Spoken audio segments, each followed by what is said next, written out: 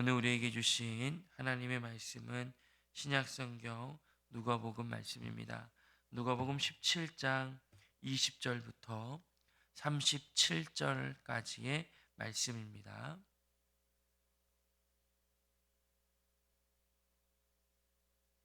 누가복음 17장 20절부터 37절까지의 말씀, 제가 갖고 있는 성경으로는 신약성경 125쪽에 있습니다. 우리 한 절씩 교독하시고 마지막 35절과 37절을 함께 읽겠습니다. 바리새인들이 하나님의 나라가 어느 때에 임하니까 묻거늘, 예수께서 대답하여 이르시되 하나님의 나라는 볼 수 있게 임하는 것이 아니요 하나님의 나라는 너희 안에 있느니라. 또 제자들에게 이르시되 때가 이르니니 너희가 인자의 날 하루를 보고자 하되 보지 못하리라. 말하되 보라 저기 있다, 보라 여기 있다 하리라. 그러나 너희는 가지도 말고 따르지도 말라. 번개가 하늘 아래 이쪽에서 번쩍이어 하늘 아래 저쪽까지 비침같이 인자도 자기 날에 그러하리라. 그가 먼저 많은 고난을 받으며 이 세대에게 버림받아야 할지니라. 노아의 때에 된 것과 같이 인자의 때에도 그러하리라. 방주에 들어가던 날까지 사람들이 먹고 마시고 장사들고 시집가더니 홍수가 나서 그들을 다 멸망시켰으며, 또 롯의 때와 같으리니 사람들이 먹고 마시고 사고 팔고 심고 집을 짓더니 롯이 소돔에서 나가던 날에 하늘로부터 불과 유황이 비오듯 하여 그들을 멸망시켰느니라.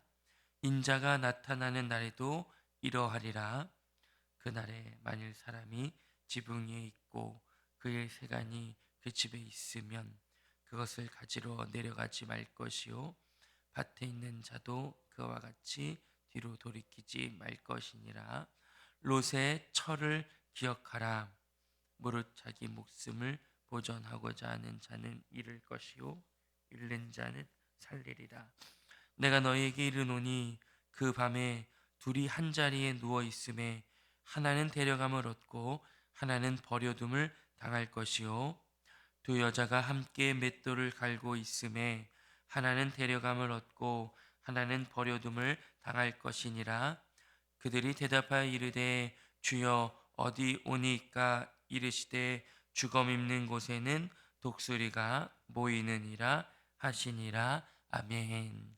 오늘은 예수님께서 20절에 보시면 바리새인들의 질문에 대답을 하십니다. 그리고 22절에 보시면 그 질문으로 이어진 하나님의 나라의 완성, 예수의 재림에 대해서 제자들에게 조금 더 깊고 날카롭고 명확한 말씀들을 해주고 계십니다.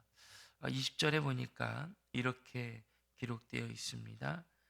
바리새인들이 하나님의 나라가 어느 때에 임하나이까 묻거늘, 예수께서 이르시되 이렇게 대답하시죠. 함께 한번 읽어보겠습니다. 시작. 하나님의 나라는 볼 수 있게 임하는 것이 아니요 아멘. 바리새인들이 묻습니다. 당신은 사람들이 많이 당신을 따르고 선생의 행하는 이적과 또 말씀들을 들어보니까 하나님의 나라에 대해서 아시는 듯한데 어느 때에 하나님의 나라가 임합니까? 이렇게 질문하죠. 아마도 계속해서 복음서에서는 바리새인들의 중심, 그들의 의도, 그들의 생각은 순전하지 못하고 늘 예수를 걸려 넘어뜨리려 하고 예수를 공격하는 쪽에 있기 때문에 아마 이들의 질문 역시 정말 그들의 마음 가운데 하나님이 보시기에 예수님이 보시기에 하나님의 나라에 대한 순전한 마음은 아닐 것으로 보여집니다. 예수님, 선생님, 하나님의 나라가 어느 때에 임합니까? 라고 이렇게 물어올 때에 예수께서 대답하시는 거죠. 하나님의 나라는 볼 수 있게 임하는 것이 아니다. 이렇게 답변하십니다. 늘 예수님은 질문하는 자의 질문에 어, 진정한 의도, 그들의 중심을 꿰뚫고 계시기 때문에 그들에게 기회를 주시며 그들에게 다시금 생각하게 하시는 항상 일차적인 답변이라기보다는 근본적인 핵심을 찌르는 답변들을 항상 하십니다. 바리새인들의 질문은 이것입니다. 우리가 율법을 잘 알고 하나님의 말씀을 잘 지키고 있습니다. 우리가 이렇게 생활하다가 하나님께서 정하신 그날, 하나님의 나라가 임하는 그날을 안다면 우리가 그때를 잘 준비할 것이고, 그리고 우리가 그때에는 다른 사람은 몰라도 우리는 하나님께 인정받고 우리는 하나님의 나라의 주인공이 될 것입니다 라고 어, 너스레를 떨며 은근히 자랑을 하며 있는 거죠. 예수님께서 말씀하십니다. 너희가 말하는 하나님의 나라, 너희의 옳음을 증명해주고 너희는 구원을 얻고 다른 많은 이방인들은 구원을 받지 못하는, 너희들이 생각하는 그런 나라는 없다. 그런 나라는 오지 않는다. 그런 나라는 볼 수 있게 임하는 것이 아니라 예수님께서 말씀하시죠. 21절에 한번 같이 읽어보겠습니다. 21절입니다. 시작. 또 여기 있다 저기 있다고도 못하리니 하나님의 나라는 너희 안에 있느니라. 아멘. 하나님의 나라는 볼 수 있게 여기 있다 저기 있다 임하는 것이 아니라 너희 안에 있다라고 하는 예수님께서 말씀하시죠. 원어의 의미를 조금 더 살펴보면 너희 안에 있다라는 것은 너희가 손으로 잡을 수 있는, 너희가 만질 수 있는, 너희가 다스리고 제어하고 통치할 수 있는 영역 안에 있다라는 뜻입니다. 그러니까 바리새인들의 중심을 꿰뚫어 보시고 그들의 옳지 않음, 하나님에 대한 나라의 잘못된 이해, 오해, 그릇된 생각들을 지적하시는 거죠. 너희는 매일매일 잘하고 있다고 생각하는구나. 그리고 너희는 그 날을 알면 그 날을 준비하여서 그 날에만 주인공이 되고 싶어 하는구나. 하나님의 나라는 그렇지 않다. 하나님의 나라는 너희 안에 있다. 매일을 하나님의 통치를 받는 것, 하나님의 사랑을 실현하는 것, 이웃을 돌보는 매일의 삶 속에, 너희의 삶 속에 임하는 것이다. 그 한날을 안다고 매일 그릇된 행동과 거짓된 삶을 살다가 그 한날이 다가왔다고, 그날을 안다고 준비하여서 될 문제가 아니다. 하나님의 나라는 그런 원리로 작동하지 않는다라고 예수님께서 말씀하시죠.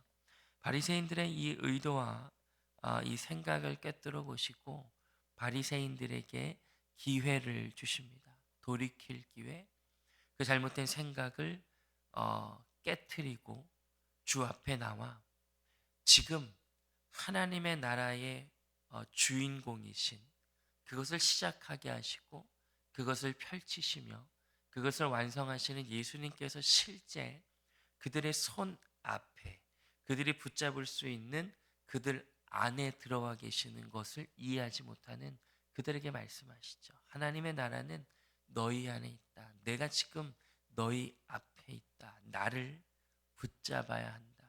나와 함께 매일을, 그렇게 너희가 살아가는 하루하루를 하나님의 나라로 채워야 한다. 그것이 하나님의 나라다라고 예수님께서 말씀하시죠. 우리도 종종 이런 조금은 어리숙한 생각을 할 때가 있습니다. 예수님 언제 다시 오실지만 제가 안다면 참 좋을 텐데요. 주님께서 언제 오실지 우리가 알면 잘 준비할 텐데요. 더 잘 해낼 수 있을 텐데요. 라고 정말 진심을 가질 수도 있겠습니다만 인생이란, 인간이란 그렇지 않은 사람들, 존재들이죠. 그날을 안다면 거의 모두 다 매일 하나님의 나라와 무관한 삶을 살다가 그 전날 준비할 것입니다. 여러분들 같이 성실하시고 근면하신 분들은 한 달 전부터 1년 전부터 준비하실지 모르겠으나 사람이란, 인간이란 그렇지 않다라는 거죠. 예수님께서 바리새인들에게 정확하게 말씀하십니다. 하나님의 나라는 너희 안에 있다라고 말씀하시죠. 22절에 보면 이제 바리새인들의 그 잘못된 생각과 의도를 고쳐내시고자 그들에게 합당한 답변을 주시고 22절에는 제자들에게 말씀하십니다. 한번 22절과 24절까지 한번 읽어보겠습니다. 22절부터 24절까지입니다. 시작. 또 제자들에게 이르시되 때가 이르리니 너희가 인자의 날 하루를 보고자 하되 보지 못하리라. 사람이 너희에게 말하되 보라 저기 있다 보라 여기 있다 하리라. 그러나 너희는 가지도 말고 따르지도 말라. 번개가 하늘 아래 이쪽에서 번쩍이어 인자도 자기 날에 그러하리라. 아멘. 제자들에게 말씀하실 때는 비슷한 맥락으로 말씀하시는 것 같기도 하고 바리새인들이 질문했던 어느 한 날, 어느 한 시점 하나님의 그 역사 속에 결정하신 그날이 임하는 것으로 또한 예수님은 말씀해 주십니다. 그리고 26절과 27절 쭉 이어져 나가서 30절까지 마치 그 날이 노아가 방주를 만들 때에 사람들이 매일 먹고 마시며 장가가고 시집가고 그렇게 늘 세상의 가치관과 세상에 대한 집착으로 매일을 살아가다가 불현듯이 갑자기 예고 없이 홍수가 났던 것처럼 예수님의 다시 오심이 그럴 것이다라고 말씀하시죠. 그리고 롯이 28절 또 롯의 때와 같다 이렇게 말씀하시는데 먹고 마시고 사고 팔고 심고 집을 질 때에 29절에 하늘로부터 불과 유황이 비오듯 하여 멸망했던 것처럼 그들이 역시 세상의 가치관과 세상에 대한 집착, 특별히 사고 팔고라고 써 있습니다. 소비의 영역이죠. 이 땅을 살아가는 모든 자들이 소비하기 위해 산다 해도 과언이 아닙니다. 돈을 버는 목적, 하루를 채우는 목적, 더 많이 소유하여 더 건강하고 풍성하고 적절하게 소비하는 것. 내가 적게 일하여 많이 벌고 적게 사용하여 많은 유익을 얻었다라고 경쟁하는 이 세상 속에 불현듯 주님의 나라는 찾아올 것이다라고 주님께서 말씀하십니다. 바리새인들에게 말씀하셨던 이 말씀을 기억하여 거기에 집중하다 보면 예수님의 나라, 하나님의 나라는 내 손 안에 있구나. 매일 하나님의 나라를 누려야겠구나라고 또 함몰되기도 합니다. 예수님 제자들에게 말씀하시죠. 사실 너의 매일의 삶 속에 손이 닿는 그 영역 속에 하나님의 나라가 임한 것이 맞지만 그 매일의 삶 속에 누리고 감당했던 하나님의 나라는 쌓여 하나님이 원하시는 그때에 마치 노아의 때에 홍수가 임하듯이 롯이 살았던 소돔의 불과 유황이 쏟아졌듯이 불현듯 예고 없이 찾아오게 될 것이다라고 주님께서 말씀하시죠. 31절부터 35절까지는 어느 때에 언제에 이런 일들이 있을지 모르니 늘 기억하고 준비하라고 말씀하시는 주님의 말씀들이 기억되어 있습니다. 37절에 보시면 조금 다소 이해하기 어려운 내용들이 기록되어 있는데 한번 읽어보고 내용을 살펴보겠습니다. 함께 37절을 읽어보시죠. 시작. 그들이 대답하여 이르되 주여 어디 오니까? 이르시되 주검 입는 곳에는 독수리가 모이느니라 하시니라. 아멘. 제자들이 물어봅니다. 예수님, 그럼 어디에 이런 일이 일어나겠습니까? 언제 이런 일이 일어나겠습니까? 라고 질문을 드립니다. 예수님께서 이렇게 답변하시죠. 주검이 있는 곳에는, 시체가 있는 곳에는 독수리가 모이느니라, 이렇게 말씀하십니다. 그냥 주검이 없는, 시체가 없는 그런 곳에는 독수리가 한두 마리 날아다닙니다. 근데 먹을 것, 주검이 많은 곳에는 독수리가 많이 모여들게 마련이죠. 독수리가 한 마리, 두 마리 있을 때는 그냥 한 마리, 두 마리 있겠구나 하는데, 독수리가 많이 모이면 주검이 많구나, 주검이 많이 모이면 독수리가 많이 모인다라는 것을 마땅히 이해할 수 있는 그때 당시의 속담, 격언입니다. 예수님께서 말씀하시죠. 재림의 때가 많아지면 재림이 임할 것을 너희가 알아야 한다.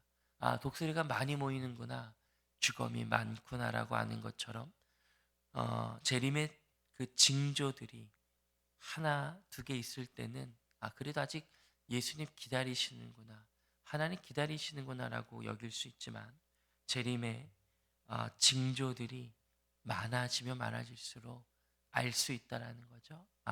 주님의 때가 멀지는 않았구나, 주님 속히 오실 수도 있겠구나, 알 수 있다라고 오늘 예수님께서 말씀하시는 것입니다. 모든 것들을 주님의 다시 오심의 징조로 확실하고 주장하고 다 함께 적용할 수는 없을 것입니다.